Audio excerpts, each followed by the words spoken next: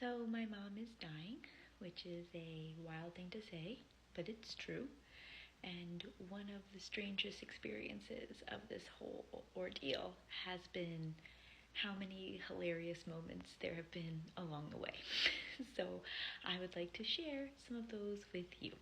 When it became clear that what was going on was pretty serious, it turns out she actually has CJD, which is a devastating degenerative illness. She turned to us and in a French accent, quoting the film My Father the Hero, said, "I'm dying now?" We've been saying that quote for years. Never said it where we meant it, but honestly, slay. My mom announcing that now that it's terminal, she better cash in all of her credit card points. My dad and I went to pick out plots at a cemetery yesterday, and we got lost in the cemetery. And as we were driving around, we flagged down a woman and said, "Do you know where the main office is?" And she said, "No, I'm lost too." And then we saw another guy, and he was walking around, and we said, "Do you know where the main office is?" And he said, "You're the fourth person to ask me." So there were at least 4 different cars lost in that cemetery at the same time. When my mom was getting a cognitive test from a speech therapist when she was in the hospital the second time, the woman asked her, "Does it snow in July?" And my mom immediately said, "Yes."